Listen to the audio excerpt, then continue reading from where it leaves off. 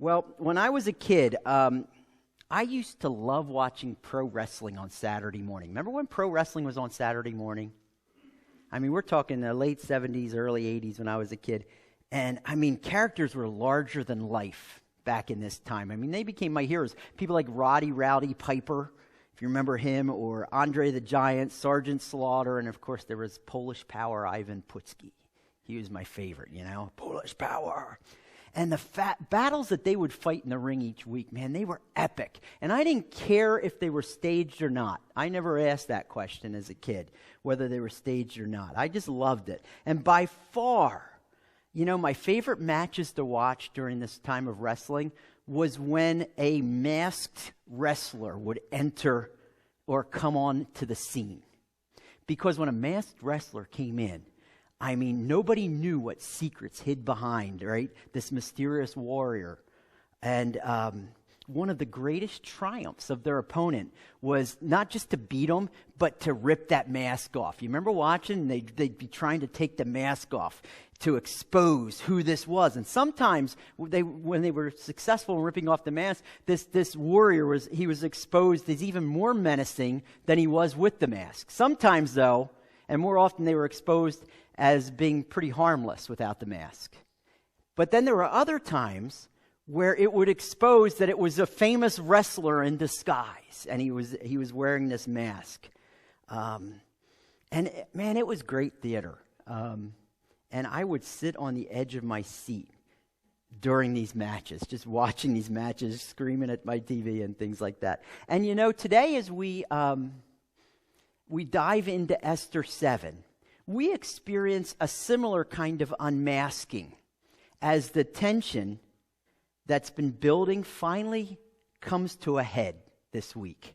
And we get some resolutions. So as you turn to Esther chapter 7, let me tell you a little bit about what's happening up to this point. This tension that's happening in Esther, it basically arose from the hatred of a guy named Haman for another guy named Mordecai, right? And for all the Jewish people, because Mordecai was a Jew. You see, Haman had risen to the second in power in the mighty Persian Empire. And he became angered when Mordecai didn't bow in honor to him like everybody else did.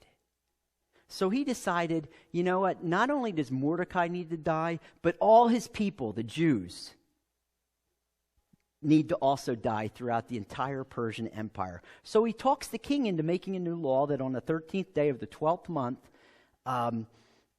when anybody sees somebody who's a Jew, they're to kill them or execute them. In essence, wiping out God's people. Now, unbeknownst to Haman, the king's new queen, Esther, is also a Jew.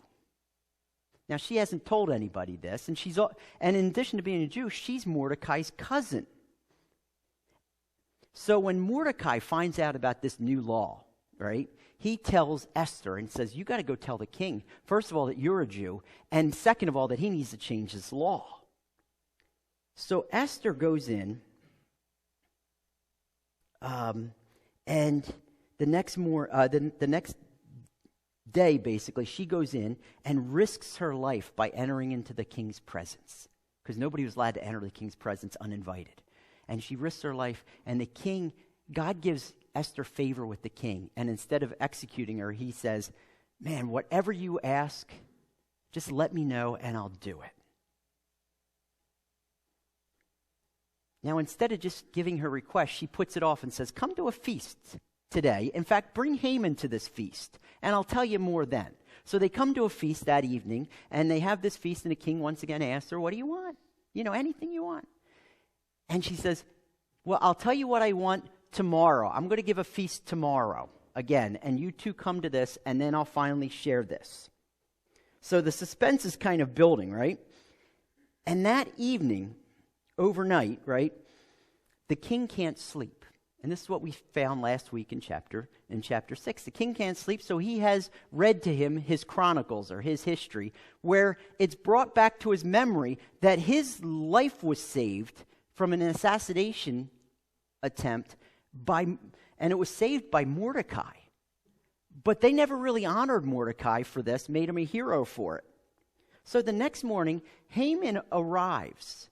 Because when Haman was going home from the feast the night before, he sees Mordecai. Mordecai didn't bow, and he's furious. So he goes home, and his wife convinces him, you need to kill Mordecai and build these gallows, this big spike that you're gonna impale him on, execute him on. And so the next morning, Haman shows up at the palace to ask the king if he can execute Mordecai so that then they can go to the feast. So before this feast, he wanted to execute him. So he shows up at the palace the next morning, but the king sees him and says, hey, I got to ask you a question. What would you do with somebody who you want to honor? And Haman's thinking, well, he's asking about myself. He wants to honor me. So he comes up with this elaborate reward, only to find out that the king wants to honor Mordecai, his sworn enemy. And to make matters worse, Haman's supposed to carry out this honoring. So Haman is just crushed, right? And he goes back home, and he's complaining to his wife and all of this. And his wife tells him, I don't think this is going to turn out well for you. And just as she tells him that, the king's guards arrive at the house and said, oh, it's time for the second feast with the king and the queen. So let's go. And this is where we left off with this cliffhanger, right? I mean, will Haman take revenge? Will Esther finally share her request with the king? How will the king respond to this? Well, we don't know yet. But one thing we do know is that through all of this uncertainty we've seen so far in Esther, through all of this plotting, even though he's not mentioned or seen, God is working. And God's not only present here in the story of Esther, now we're beginning to see that God is now here and he's in control of everything that's going on. So let's pick up then in chapter 7, and we're going to see what happens this week. Everything's coming to a head, and hopefully you're excited to hear. But anyway, verse 1, chapter 7, it says, so the king and Haman went into the feast with Queen Esther. And on the second day, as they were drinking wine after the feast, the king again said to Esther, what is your wish, Queen Esther? It shall be granted you. And what is your request? Even to the half of my kingdom it shall be fulfilled. So they're at this feast, right? This is the second feast. So it's the second day when she asked him to the second feast. And the king again asked Esther her request, right? The request that she had risked her life to share by entering the king's presence just the day before. This is the third time the king has asked Esther what she wants. And Esther kind of keeps putting him off the first two times, right? So is she going to delay now? Is she going to delay again and say, well, come do another thing tomorrow? Nope, not this time. Esther finally shares her request with the king. Verse 3, it says, then Queen Esther answered, if I found favor in your sight, O king, and if it please the king, let my life be granted me for my wish, and my people for my request. For we have been sold, I and my people, to be destroyed, to be killed, and to be annihilated. If we had been sold merely as slaves, men and women, I would have been silent, for our affliction is not to be compared with the loss to the king. Then King Ahasuerus said to Queen Esther, who is he? And where is he? And who has dared to do this, right, to my queen? And Esther said, a foe and an enemy. This wicked Haman. So imagine this scene, right? Points him out. Dun, dun, dun, right? Then Haman was terrified before the king and the queen. And the king arose in his wrath from his wine drinking and went into the palace garden. But Haman stayed to beg for his life from Queen Esther, for he saw that harm was determined against him by the king. And the king returned from the palace garden to the place where they'd been drinking wine, as Haman was falling on the couch where Esther was. And the king says, will he even assault my queen in my presence, in my own house?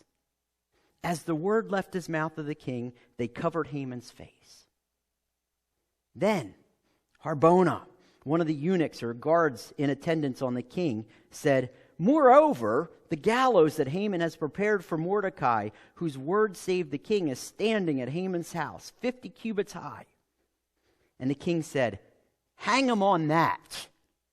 So they hanged Haman on the gallows that he had prepared for Mordecai. Then the wrath of the king was abated. Well, this just got interesting, didn't it? I mean, picture this. Esther finally tells the king, right, the truth about herself and her people. And notice, she says, "Me and my people, we've been sold. We've been sold out, basically, into annihilation." You see, Haman had paid the king, all that money to make this law. So in a sense, it's Haman's fault, but the king is also a little bit at fault here too. And she emphasizes the seriousness of what's going on, right? Not only does she say, we've been sold to be killed, to be slaughtered, to be annihilated, all of these horrible things, right? But she also emphasizes that by saying, if we had been sold as slaves, which is a horrible thing to happen, whoa, what happened to me? Man, that was cool. Anyway, if she'd been sold into slavery, which is a horrible thing, she wouldn't even bother the king. The king's too busy for that. That's not that big of a deal compared to this, that we're to die. Okay? So she kind of makes it that. Now, even though Esther, she didn't come out and say, "Hey, I'm a Jew." She just says, "I and my people." And the king might be saying, "I wonder what she means by this." Well, he knows exactly what she means by it when she points out Haman. Because then he puts it together. It all comes together.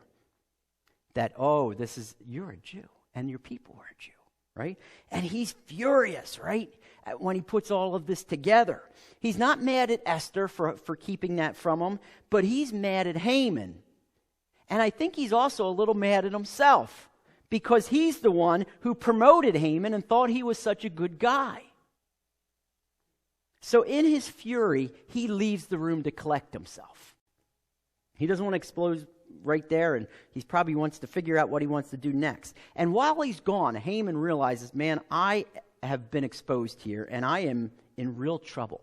And I'm sure his wife's words are kind of going back in his head, where she said, if Mordecai is being honored and he's a Jew, you're pretty much doomed. Now his words are thinking, well, if Mordecai's a Jew, if Mordecai being a Jew means I'm doomed, what does it mean if Esther, the queen, is also a Jew? I've got no chance. So he starts begging for his life, right? And he throws himself on the couch where Esther's sitting. And just when he does that, the king comes in. And there's a change that happens here in the king. Now, instead of the king looking at everything Haman does as great, now he sees everything Haman does, and he thinks the worst. And he sees Haman throw himself on this couch, and he's just begging and being a big baby about things. But he says, "He's assaulting my wife. What's he attacking my wife for?" And as soon as he says that, the guards realize it's a big deal. So they cover his head and haul him off. And then there's this guy Harbona, right? This guard. He sees this, and he wants to pile on Haman. He says, "Man, things aren't going well for Haman, so I can get in the king's graces if I pile on Haman too." So he just happens to mention, yeah, this Haman guy, he's a bad guy. And do you know that he built gallows, this huge spike 75 feet high, to execute Mordecai on, and he built it right in his front yard? And this was news to the king, but in a huge irony, then the king says, well, then, you know what? Execute him on that. That sounds good to me. And Haman is executed right in front of his own house for everybody to see. It's a pretty spectacular turn of events, isn't it? It's pretty wild what's happening. But you know what else we see in all of this? In all that we witness here in chapter 7, we witness an unmasking. Just like in professional wrestling, this mask is torn off.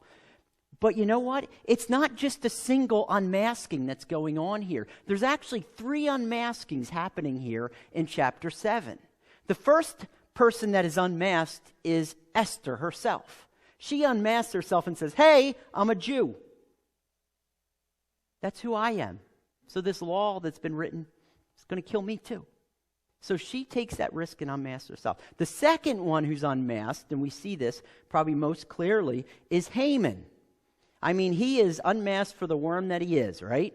He's not good, but he's evil through and through. And even the king sees this and recognizes this.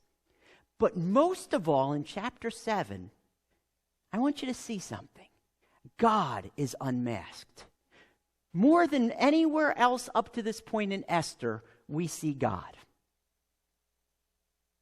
The God who is now here. He's not only present, but he's in control of everything, and he's bigger than anything, especially evil. In fact, this final unmasking that we're talking about, it serves as a huge encouragement. I mean, it would serve as a huge encouragement for Esther and her people in this context, but also it can serve as a huge encouragement for us today in our lives as we face evil ourselves, right? And we face evil all the time, right, in our lives today. Sometimes it's our own evil. Sometimes it's our own sinful desires that we keep doing what we don't want to do, and we just say, oh, I know this is wrong, and I know it's bad, and I can't stop it. And we feel evil's out of control. But sometimes we face evil when people are trying to do evil to us.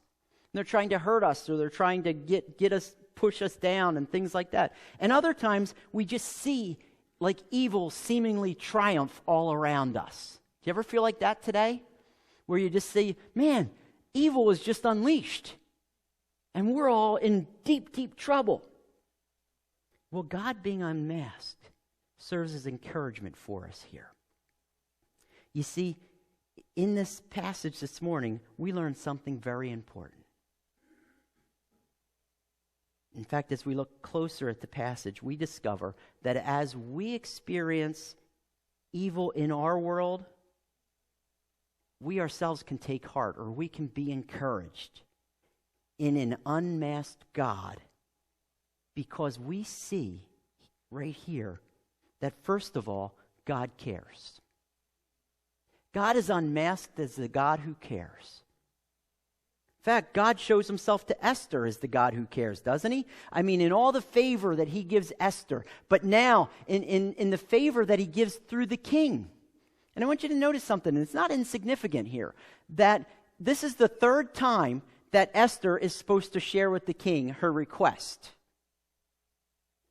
Now, if you came to me, and probably if somebody came to you, and, you said, hey, let me know what you want, and they say, I will, but tomorrow. I will, but later. And they do that, and they keep doing that. Pretty much, you're just going to say, right, just spit it out already. Just tell me what you want. I want to give you what you want, so just tell me. The king doesn't do this. In fact, the king uses the same exact words all 3 times in responding to Esther, doesn't he? He says, I'll give you up to half my kingdom. Whatever you want, whatever you ask for, I'll give to you. And you know what that shows? The king is just as taken with Esther as when he first gave her favor when he came in. He wants to know. He's just as interested in her. And this kind of gives us a picture in God's care for us, because it's the way God does care for us when we come to him.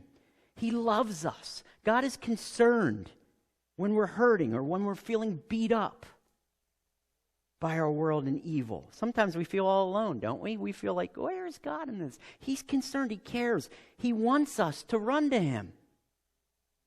In fact, Peter, in the New Testament, in his first letter that he wrote to a group of believers that were facing all kinds of evil, all kinds of persecution in their own lives, and he writes this first letter, 1 Peter, to them, to encourage them. And here's what he says. He says, humble yourselves, therefore, under the mighty hand of God, so that at the proper time he may exalt you, casting all your anxieties or all of your cares on him, because he cares for you. It's basically what he's saying. Hey, as you face suffering, as you're facing evil happening to you, cling to God and his ways. And he's going to lift you up. So, tell him your cares. Tell him about what's happening to you and what you're struggling with, because he cares for you. You know, sometimes we can get overwhelmed by trials in life, can't we? Do you ever get overwhelmed and just be like, man, I've had it. I'm done. You know, we can get overwhelmed with the darkness of evil and how bad it can seem, the sin all around us, or we can feel really low or really bad about ourselves because of our own failures. Yet, even through these times, God still cares, and he still loves us. He loves us. He doesn't want us to feel overwhelmed or defeated, but rather he wants us to feel hopeful in him, that he's got us and he's got this. Even when we feel all alone, God is now here, right with us to care, just as he cared for Esther and his people. So when God is unmasked, what do we find? We find the one who cares more than we can ever imagine. And you know, it's in this care that we also find he doesn't want us to stay the same. Rather, he wants us to grow as we follow him. In fact, as we experience evil in our world, we find not only a God who cares, but also a God in whose ways are best. See, we can take heart because God's ways are always best. They're always the right way. You see, living life God's way, you know, it might not always seem the fastest way to success in this life. It might not even seem the ticket to popularity or the ticket to smooth living. But you know what? It's the best. Sometimes, I don't know about you, we can get discouraged, right? Watching other people take shortcuts. They lie, they cheat, they steal, and yet they get ahead. And you're just like, why are they? They're not even doing this right. And I'm sitting here struggling, and they're not struggling. They seem to be prospering. And that's not fair. And we start saying, maybe I'm wasting my time doing things God's way. Do you ever feel like that? Do you ever be like, man, I don't know about this. Maybe doing things God's way, living my life God's way isn't best. Maybe I just need to live it for myself if I really want to get ahead.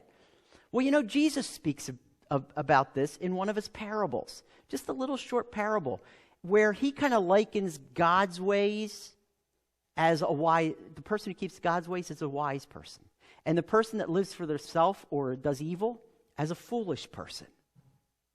And here's what he says in Matthew. He says, everyone who hears these words of mine and does them, or basically follows my ways, will be like a wise man who built his house on a rock. And the rain fell and the floods came and the winds blew and beat on that house. But it did not fall because it had been founded on the rock. Everyone here who hears these words of mine and does not do them, or lives for yourself or the evil way, shall be like a foolish man who built his house on the sand. And when rain fell and the floods came and the winds blew and beat against that house, and it fell, and great was the fall of it. You see, when we're anchored in God and his ways, no storm of life is going to knock us off. Makes us steady. But when we aren't committed to God's ways, when we aren't built on God, any and every storm will take us out. It's kind of like when we build on this, what Jesus said about building on the sand. If you've ever gone to the beach and you build a sand castle, right? And it's right by the water's edge. And you build this and you put all this time in. It doesn't matter how big and beautiful this sand castle is. The first wave that comes, what happens? It's gone. Everything you just put your time into is washed out by one wave. And that's kind of what Jesus is saying here. But when you build on a rock, the waves can hit that rock. It's not moving that rock. Right? So God gives us steadiness to withstand any storm. And what better example of a fool that Jesus is talking about than Haman? Right? I mean, sure, in the short run, he got ahead, right? He prospered. But once it started to unravel with him, it unravels fast. Just like a rushing wave coming in, right? I mean, think about it. Things were going great for him, all right? Up until that very morning, basically. wasn't it? I mean, he was beloved by the king, second in the kingdom, honored by almost all. He had passed this new law that was going to accomplish what he wanted to accomplish and get rid of the Jews. And most recently, he had planned and built these huge gallows so he could get rid of his arch nemesis, his mortal enemy Mordecai, right? Things were going great until he goes to the palace that morning to ask the king, hey, can we execute Mordecai before this feast? But before he can, the king calls him in, and bam! Everything changes, doesn't it? Mordecai is honored instead of him. Then he goes home, and his wife predicts his doom. Then he comes to the feast, and Esther outs him. Then the king accuses him of assaulting his wife, and then he's executed. All in the span of less than one day. It went from the highest of highs to the lowest of lows. Build your house on sand? You're asking for trouble, right? Evil may prosper in the short term. It may appear to be strong. And we may look around us and say, man, evil's so strong. There's nothing that can stop this. We need to rise up and fight against it because it's so bad. And nothing's going to stop it and we're doomed. Guess what? Evil's an illusion next to God. It really is. Next to God, it's empty. You know why? Because God, just like that, can unravel it. And once it unravels fast. It can turn. You sure evil is bad and evil is strong in the present, but yet behind it, it's just like sand.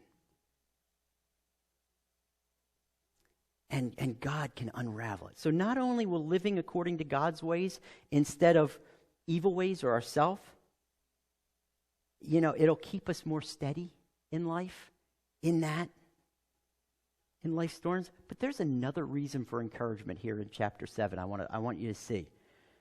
For living for God in the midst of evil in our world. That we see unmasked in him here. And that's that God is not only bigger than evil, and his ways are best, but that God will defeat evil. There's a reckoning for all evil that is coming. Do you know that? It comes for Haman here. Doesn't it? Evil or living for self may appear at times like an appealing way to live, right? Even like, you know what? Evil's going to triumph. Evil's the way to go. It's the right way to go. It's going to be the key to success. But know this. God always wins. God always wins. Evil will never be victorious in the end. You're basically hitching your wagon to a losing team.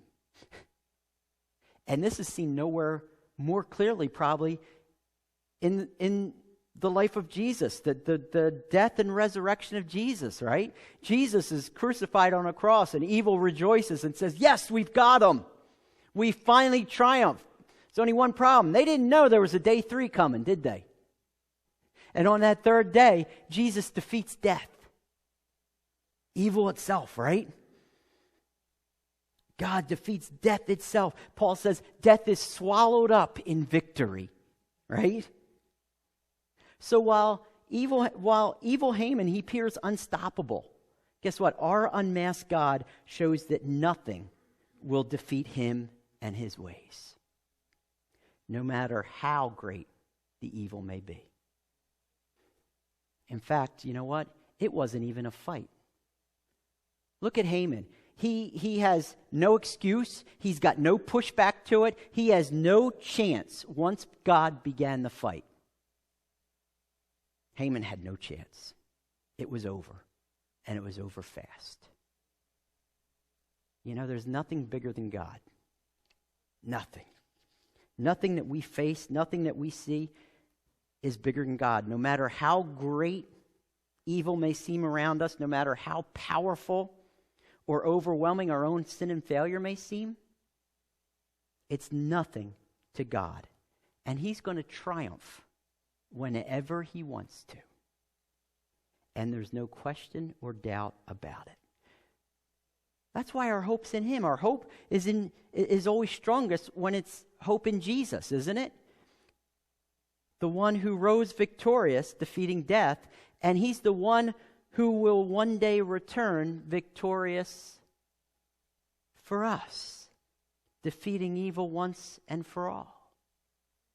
And this is why when Paul's talking to the church in Rome, he gives them this encouragement, this source of hope.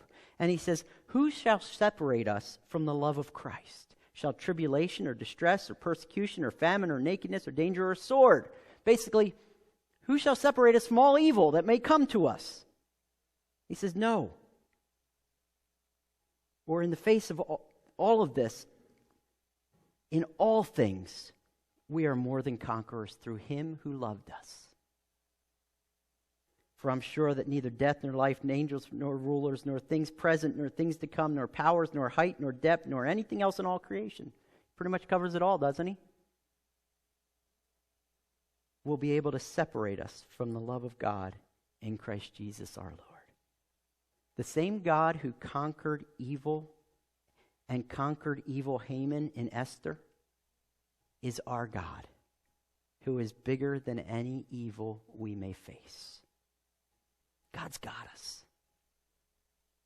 So just as God is unmasked in Esther, he's unmasked with us, encouraging us that he cares, that his ways are best, and that he will defeat any evil we may face, from our own sin and failures to that which others may do to us, to that which we see around us and might be overwhelming our world today.